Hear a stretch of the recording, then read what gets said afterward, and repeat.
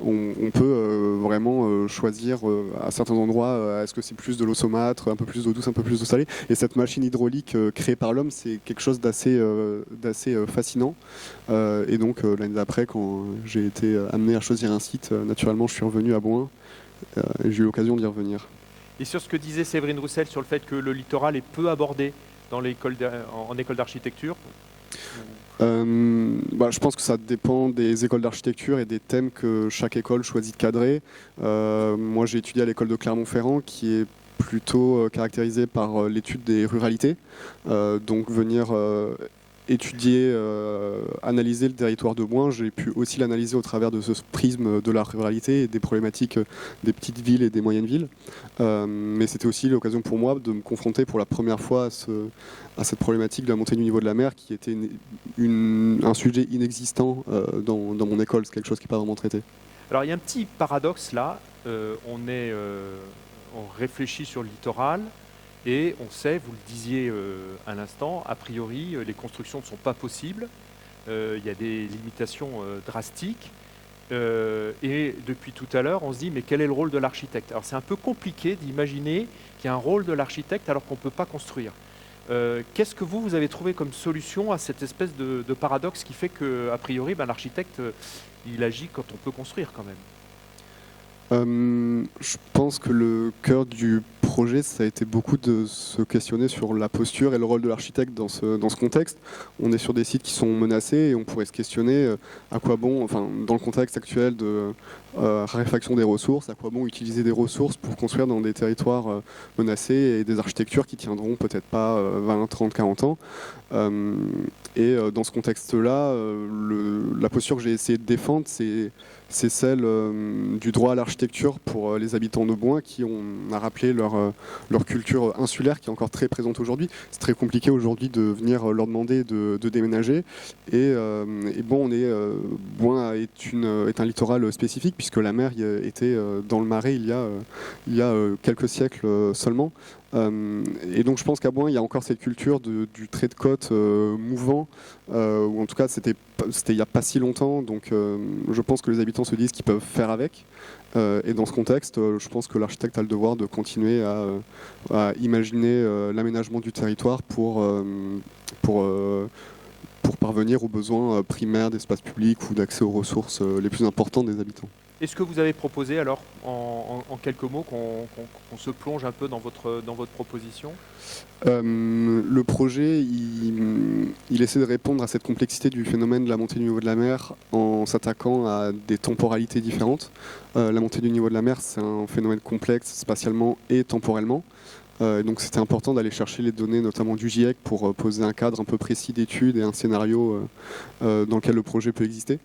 Donc on a une première temporalité où on a des vagues de submersion suite à des effets cocktails donc à court terme. À moyen terme, on a des submersions plutôt saisonnières du marais, et à long terme, on imagine dans ce scénario un retour de l'île de Bouin à son état d'île, qui on a aussi rappelé ce sujet de l'île, de l'insularité, qui est quelque chose porteur d'imaginaire.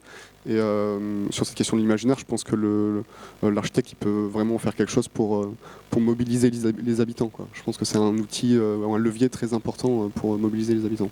Et tout à l'heure, monsieur le maire parlait d'artificialisation et d'infiltration de l'eau dans les sols. Vous avez un regard là-dessus? Je pense que les kilomètres de marais autour de Bouin peuvent jouer cette fonction, mais c'est important aujourd'hui de comprendre que les ouvrages de défense contre les aléas, c'est pas uniquement de bétoniser des kilomètres de côte, mais c'est parfois de réserver des zones de biodiversité qui permettent d'accueillir des eaux de submersion pendant certains moments, jusqu'à ce qu'elles s'infiltrent, s'évaporent ou repartent dans la mer. Donc, et puis même à Bouin, avec toute cette machine hydraulique des étiers, des canaux, on comprend bien que la façon de gérer l'eau dans le territoire passe par autre chose que uniquement le sujet de la digue. Je vais peut-être m'adresser à vous, Séverine Roussel, pour aller vers la conclusion de cette table ronde. On a un petit focus là sur un travail d'étudiant. Vous êtes vous-même enseignante en école d'architecture. Tout à l'heure, on disait qu'on avait besoin de mobiliser de la créativité, le pas de côté, d'imaginer autre chose. Comment est-ce qu'on peut, même en tant que professionnel, installer, on a son agence, aller travailler avec des étudiants d'école d'architecture pour aller chercher cette énergie, cette créativité? Est-ce que vous avez des exemples à nous raconter de lignes qui ont bougé grâce à ça? Oui, enfin là on parle de Marais, donc je pense que les réponses, elles peuvent parfois paraître très décalées par rapport à la question posée à la base. Mais on a travaillé pendant 3 ans dans le Marais Poitevin. Et j'ai en tête par exemple un projet que j'avais trouvé très intéressant parce qu'on a travaillé 1 année par exemple dans le Marais mouillé, donc qui est la zone du Marais qui absorbe les crues des bassins versants justement. Et là en fait c'est intéressant parce que pour une fois on était dans un territoire qui est résilient. Donc même les étudiants ne comprenaient pas trop qu'est-ce qu'il y avait à faire là. Et en fait là le problème il est que le changement de la société fait que on voit très bien que ce marais ne sera plus résilient si on continue à vivre comme on vit aujourd'hui. Pourquoi ? Parce que c'était des terrains qui étaient cultivés, puisque c'est très fertile. Donc les cultivateurs entretenaient les canaux, les fossés, enfin, etc. Et donc tout le système hydraulique, effectivement, fonctionne. Maintenant, on a des urbains qui habitent ces mêmes maisons, qui ne savent même pas souvent qu'ils ont des terrains dans le Marais mouillé inondable et qui n'ont en tout cas aucun moyen ni technique, ni de savoir, ni de machine, ni rien pour faire ces travaux. Et donc envasement, enfin voilà, et le territoire ne joue plus ce rôle d'éponge, quoi. Et en fait, c'était assez intéressant parce que là, justement, on parle du rôle de l'architecte. En fait, j'avais un groupe d'étudiants qui a réfléchi à la remise en culture de ce marais comme étant absolument fondamentale pour garder sa résilience. Et en fait, en tant qu'architecte, on va dire qu'est-ce que je peux faire là ? Et je trouvais ça assez intéressant parce que notre partenaire local était le parc naturel du Marais Poitevin. Et en fait, ils se sont dit, mais en fait, un parc naturel, dans une situation pareille, ça pourrait peut-être servir, en changeant un peu son rôle, à imposer des règles de construction, parce qu'elles sont vitales pour la survie aussi de ce territoire élargi, parce que du coup, ça concerne plein d'autres territoires autour. Et en fait, ils ont réfléchi à une architecture, des modèles d'architecture qui n'utilisaient que des matériaux locaux, qui ont été des matériaux produits et qui le sont encore un peu, le peuplier, le roseau, le chanvre, des matériaux qui peuvent devenir des matériaux de construction, mais en y réfléchissant quand même. Parce que, par exemple, le peuplier n'est pas vraiment un bois de construction, sauf pour certaines choses. Enfin bref, donc il y a eu une réflexion architecturale, d'invention aussi d'un modèle déclinable à souhait, mais voilà, et donc qui pouvait être imposé par le parc, donc part de gestion là aussi, par le parc, et du coup permettre la naissance d'une nouvelle économie. Parce qu'en fait, s'il n'y a pas de demande, il n'y a pas d'économie. Donc là, on passe par le gestionnaire. Enfin, voilà. Et donc il y a une réflexion qui croise plusieurs niveaux, le rôle des acteurs, l'économie locale. Enfin voilà. Et donc voilà, je parle par rapport au rôle de l'architecte parce que finalement, il y a un rôle dans la pensée de la construction, mais ça passe aussi par une réflexion sur plein d'autres domaines en fait, quoi. Et le rôle des acteurs locaux. Je vais vous proposer le mot de la fin, monsieur le maire, de la fin de cette table ronde.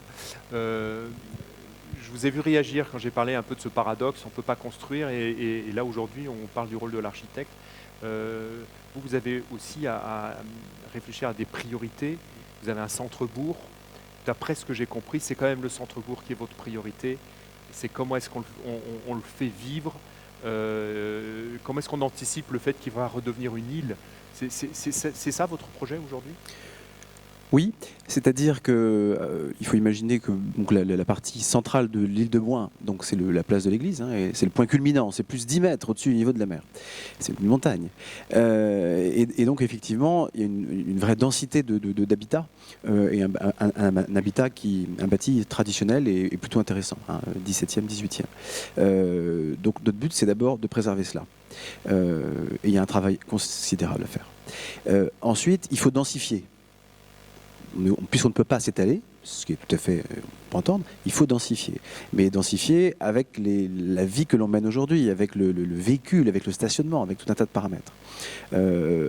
Ensuite, il faut garder nos économies, avec une difficulté à avoir des bâtiments industriels. Donc là encore, il faut se réinventer. Voilà. On a pour autant construit il n'y a pas très longtemps une usine d'hydrogène vert, Life, au bord du Bec, dans une zone où toute construction était proscrite. Et ça a été possible. Moi, mon sujet de futur aujourd'hui, c'est une caserne de pompiers. Parce qu'aujourd'hui, j'ai une caserne qui est insuffisante. Il est nécessaire de l'agrandir. J'ai une parcelle en zone bleue, mais cette parcelle, au regard du PPRL, c'est un site stratégique et je n'ai pas le droit de la construire. Pourquoi ne pourrions pas nous réinventer et proposer un modèle d'installation adapté aux aléas de futur pour qu'elle puisse être utile? Elle ne rayonnerait pas que sur bois, naturellement. Mais on ne peut pas d'un côté construire une usine d'hydrogène qui va bientôt passer en Céveso et qui donc par essence peut prendre feu et ne pas avoir de pompiers. Enfin, à un moment, il faut quand même être sérieux. Donc moi je veux bien qu'on autorise des choses, mais voilà. Donc vous voyez, effectivement, on commence par le centre-bourg parce que c'est le plus facile. Mais on a d'autres ambitions. Il faut du logement, il faut des jeunes ménages. Le foncier est devenu hors de prix dans le Marais. Ça revient à ce qu'on disait en préambule tout à l'heure. On dit qu'il ne faut plus y habiter, mais ça coûte de plus en plus cher. C'est ce qui se passe aussi chez nous. Les gens qui s'installent n'ont pas les moyens. C'est un bon moyen, a priori, de faire monter les prix. C'est un bon moyen d'empêcher les gens d'habiter, mais ça n'a pas l'air de marcher. Non, ça ne marche surtout pas. Vous voyez, les gens qui n'ont pas les moyens d'aller à Pornic ou à Noirmoutier, ils vont venir à Boin. Il y a une biodiversité remarquable et un cadre de vie assez intéressant. Ce qui fait que, comme ce sont des gens qui ont les moyens, ça ne va pas être des couples de smicards qui vont acheter une maison à 300 ou 400 000 euros. Ça va être des gens plutôt âgés qui n'auront pas forcément d'enfants à mettre à l'école et patati patata. Donc nous, aujourd'hui, on veut travailler sur du bail réel solidaire pour installer des jeunes ménages, etc., dans un habitat qui sera adapté. Et on aura des inspirations dans votre travail, Paul, puisque Paul nous fait l'honneur de venir à Boin demain soir présenter au Bouinet justement son travail, et j'en suis très très heureux.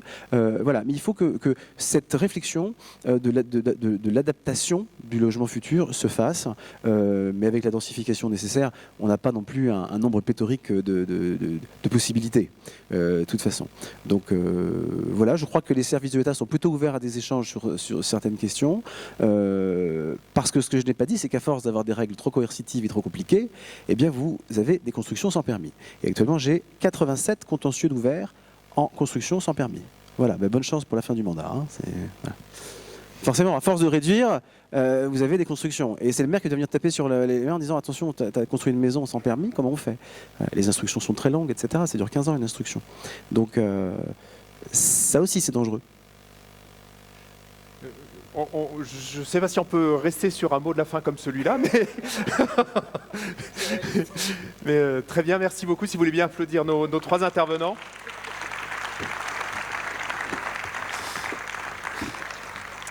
Et donc je vais proposer à nos trois prochains intervenants